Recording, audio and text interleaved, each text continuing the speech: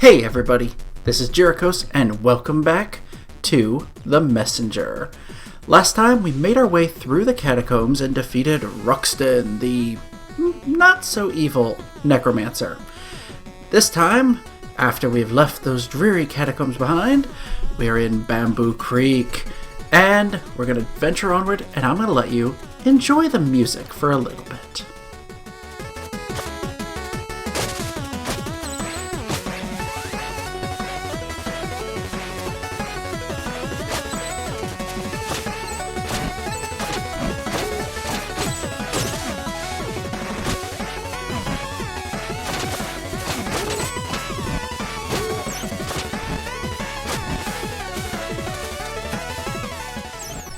Oh yeah, love the music in here. It's just so upbeat and fun. You just want to, well, tap your toes to it. And this introduces a new mechanic. These are switches. Hit them once and they'll raise a door, which has a little bit of a timer that eventually drops back down. And we've already found the shop. What do you have to say in here? Let's chat about the current area. Bamboo Creek! That must be a sight for sore eyes after your trek in the catacombs. Sure is. Do make the best of it. This place is as close to a day off as you'll get on this adventure. I'll try. I just didn't know something so cheerful existed. Heh. I guess that says more about your mindset than about the world. Alright, well let's ask about time shards. What are these crystals I'm collecting? So you're a touch the unidentified magic object first and ask questions later kind of guy. They're time shards. I can use them to augment your abilities. How does it work? Exactly the way we've been doing it so far. You select what you want and give me the required amount of shards so I can do my thing. I meant the spell itself. It's complicated. But I'm curious. And I'm busy. And that ends that. So let's see, do you have any stories to share? Of course I do, but now's not the time. Why not? You're in Bamboo Creek. This is as sunny as it gets in this here cursed world. So I suggest you take the opportunity to play outside. Bye now. Yeah, that's it. He won't give you a story in this area. It's so funny. So, with our upgrades, need 200 for that, 320 for that, and 1,000 for that. Probably... I'm not sure which upgrade I'm going to go for, but I can't do any of them right now, so we'll wait and check it out later. But, you know what? I think it's time. This is a nice little happy place. Let's take some time and look at this cabinet. He kept saying don't, but... please, don't touch the cabinet. I already told you, the cabinet is off limits. Believe me, you're not ready for what's in there. You think you can just barge into my lab and go through my stuff like you own the place? There's no skeleton in there, I promise. Hey, don't touch. It's empty anyway. Don't make me lock it. Why don't you put that curiosity to good use in the outside world and maybe, I don't know, save humanity? If you touch that again, you'll have to sit through my boring story. I'm warning you, it's boring. It's philosophical. I'll even remove your ability to skip what I'm saying. This is your last warning. You better make sure you have some time ahead of you if you're going to touch that again. You asked for it. Don't say I didn't warn you. You know, it gets pretty lonely out here, so I have a lot of time to think. The one thing that keeps bugging me is this concept of happiness. Everyone seems to be looking for it. Some pretend to have it, but no one can really explain what it is. I think I finally cracked that code. You see, everyone has goals. So you think, oh, when I have this, I'll be happy, or when I achieve that, I'll feel eternal bliss. Some people are looking for love or acceptance, while others simply hope Devolver will sign their kick-ass game. I love that. From my perspective, sitting here at the end of time and being visited by countless travelers, I came to realize something very important. Goals don't make people happy. They defer happiness into the future to when the goal will be achieved. This can only fail, because once you reach your goal, you're not the same person you were when you set out to achieve it. And what's more, your mindset is to chase something instead of enjoying what you have. So, there you have it. Happiness is not a goal or a state, it's a system. You optimize your environment and cherry pick the people around you, so that every day you're just stoked to live your own life, and you don't need to defer any joys, because you optimize the present moment. Now, I don't know whether that was cheesy or insightful or even just annoying, but I need to optimize my own life, and that implies that you stop trying to open my cabinet. So I really hope I bored you to death. And we get the trophy, Fine, I Won't Open It. It's a missable trophy. You have to do this at some point before a key point in the game. I'll point out when we get there. But yeah, you just have to keep pestering him until he tells that story. You should see what I did to the last traveler who got nosy. Hey, I heard that. So, yeah, we can't open it no matter how many times we pester him. So let's head back out into Bamboo Creek. And out here, we continue onward. That was a lot. But I love going through that story. I absolutely love the just silliness of it. Of just how much you can trigger by talking to him over and over again. Or talking to the cabinet over and over again. Now, as we head here, it's a pretty simple and straightforward place, but we are going to have to be on the lookout for a lot of these guys that throw their shells. They're some of the most, well, tricky to avoid. Also, you'll notice the switches. This one's a little further away, but you got plenty of time to make it through. And pretty much every door will have a switch on each side of it. So, you know, you can go forward or backwards.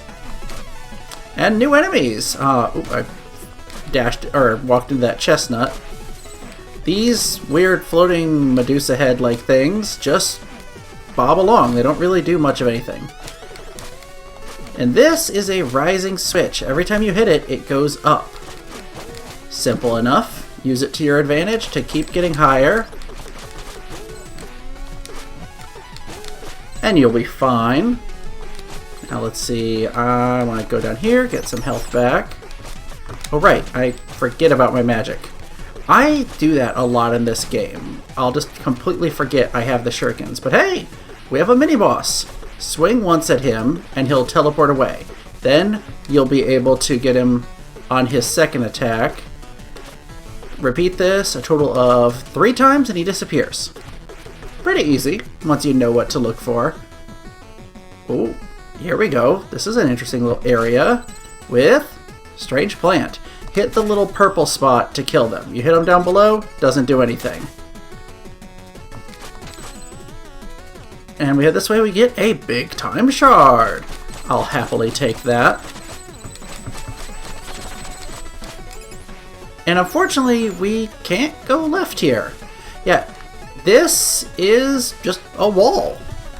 Maybe we can figure something out with that later. I really don't know. We're gonna leave it be for now.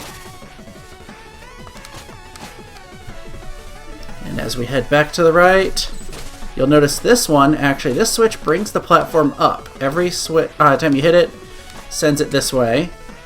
That is a death pit, so don't fall into it. And this is the interesting one, its other switch is on it. We'll see a few of those as we go. And you guys are not a problem. We'll just, keep slashing away. I don't think he has anything new to say here. Yep, nothing new. But... yeah, sure. Let's do this, and maybe I'll be more likely to use my magic, because enemies will sometimes drop refills for that. Kill all of y'all, because you're in my way. Be careful here. These guys, they really can't do much to you, but if you bump into them, they will do some damage. Hey! Another one of these. Oh yeah, right. I can't actually... Ooh, ow. I forgot I can't shoot through that, even though he can. Totally not fair.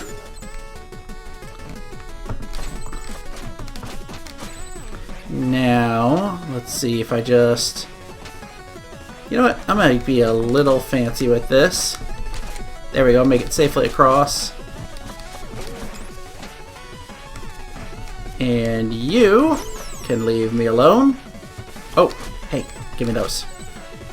I want every time shard I can get. Those guys are neat. They don't pose much of a threat, but they're just kind of fun. We can't go up, so we just head down, follow the path onward. And nothing we can do down in here. A little bit of suspicious area, but oh well. Now, we've seen somewhere where you hit it and it, moves the platform. Well, this is just a really big platform we're moving. Obviously, the fire-breathing guy that's actually stuck all the way to the left on the other side of the wall, you can't hurt him. But this guy you can. Perfect, back up where we just were. Now you can hit this to bring it back, but you don't really need to do that. Instead, we got the door, go through, and head on up. Okay. There we go. Also, maybe it's just me, but I swear the music in Bamboo Creek sounds a lot like Dead Man's Party by Oingo Boingo. Maybe I'm crazy, maybe it's not there, but I swear I can hear it when it really, for lack of a better word, the chorus starts get going. Here we go, a few of you guys are not a big problem. Can use these lanterns to get over. Be careful here, this is a bottomless pit, but no problem for us. Ooh, no, no! Oh, okay, I made it. Oh, that was really close. I'm not sure I'm gonna be able to get up there. Okay.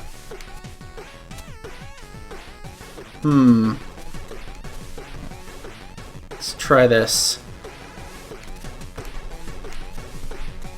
Nope! And that's our first death. And you notice this strange little being appeared. Oh, a new customer. What happened? I almost died just there. Strictly speaking, you did. Huh? But how? My name's Quarble. Quarble? At your service. I'm the one you never would have met had you any skills. The gist of it is, I have a magic ring that allows me to control space and time. So whenever you're about to die, I will appear to stop everything and teleport you back to the latest checkpoint. Okay, what's the catch? Well, for one, you'll still feel agonizing pain every single time. Also, I'm keeping track of your debt in my little notepad.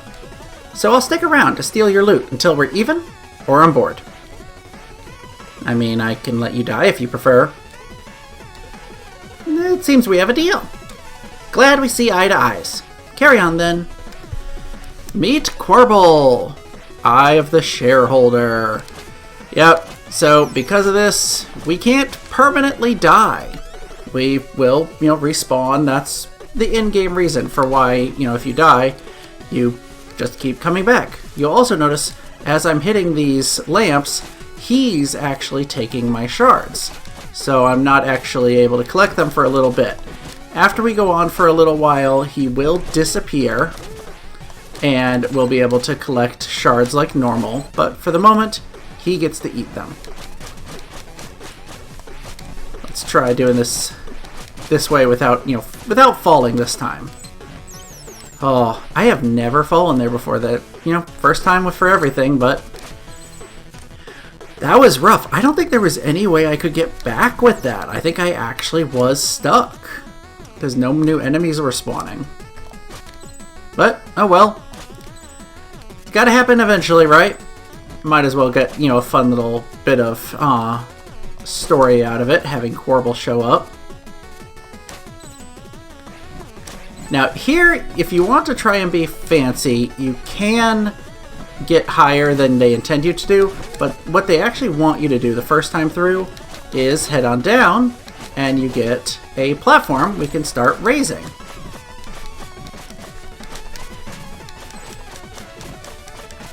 Just be careful of these floating lion heads, and you'll be fine. Yes, there we go.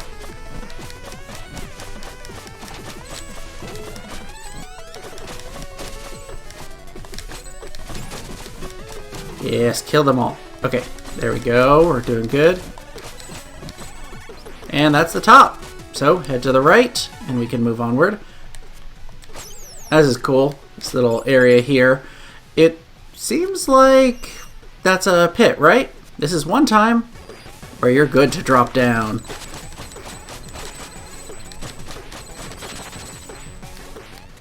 Lots of time shards. Let's head inside and see what you have to say here. Because this definitely looks like a boss area. So I guess the boss is up next. A boss in Bamboo Creek? That's a good one. Well, with the layout, you know, perfectly centered gate, symmetrical lanterns, no scrolling. I just thought, look, you're perfectly free to hallucinate patterns and try to make sense of them, but I believe I told you this place was like your day off.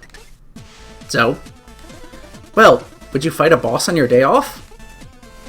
Exactly. Okay, so he seems to imply that we won't be fighting a boss. Yeah, you know what? Let's do Prepared Mind. Gives us an extra key charge, and shurikens can go through a target once. This makes them phenomenally more helpful. And you may have noticed, even though we can reach up to this now, it's still great. It's not red. You have to get both Kusari Jacket and Prepared Mind to get Meditation. So that's going to be a little while. Anyway, let's go see what we encounter here. A whole bunch of shards as we jump down. Deposit at the riverbank. And more shards. And here we come to what looks like the boss room. And there's nothing. It just takes us to the Howling Grotto. He wasn't lying. There was no boss in Bamboo Creek, which I thought was kind of a fun change-up. Anyway, that was a little bit of a shorter section, especially because we didn't have a boss to fight. But I think that's where we're going to leave off this episode. Next time, we're going through the Howling Grotto and maybe getting just one step closer to our goal of reaching the Eastern Mountain. If you like this video, make sure to click like and hit that subscribe button, and I will see you guys next time.